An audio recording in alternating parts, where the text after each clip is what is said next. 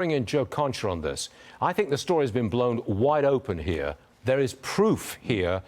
It looks like a smoking gun, but there's no outrage, Joe. What's going on?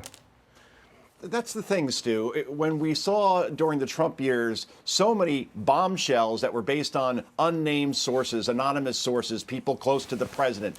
In this case, in Hunter Biden's case, and maybe even the president's case, we have actual bank receipts. We have emails that have been verified. Yeah. There are smoking guns all over the place here. And yet you see the silence around this story. It is unbelievable as far as this not being pursued the way it should. The bottom line is that the contents have been verified by multiple news organizations on that laptop, albeit, well after Joe Biden took office, and not when it mattered before the election in 2020 when the New York Post broke that story. I mean, could you imagine, by the way, a world where multiple members of the Trump family, Trump Jr., Ivanka, Jared Kushner, had received multiple payments from a Chinese energy company for services rendered? And we don't even know what those services were rendered in the Biden case, where so many family members received hundreds of thousands of dollars in this latest bank receipt bombshell that Mr. Comer has unleashed here. So, look, the bottom line is, Stu, that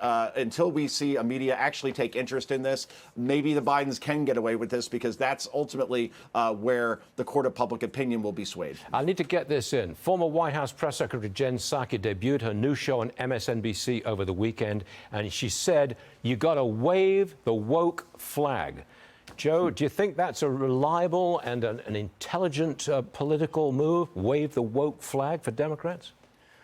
Well, it is amusing, Stu, when looking back, that there was a bidding war for Jen Psaki's services between CNN and MSNBC. And when she finally has a show on MSNBC, they give her the noon slot on weekends, which isn't exactly the place where a highly paid host would covet to do a show. But as for Psaki's argument, she's as woke as they come, right? As press secretary, she said that Major League Baseball should move their All-Star game out of Georgia because woke politicians said that the law suppressed minorities when it didn't. And we've seen voting records ever since. She said that Republicans wanted to defund the police. That's not woke. That's completely asleep to reality. So the bottom line is here, if Jen Psaki thinks that going woke is a winning policy, ask Charlie Crist what happened in Florida when Ron DeSantis ran against woke and won by 20 points.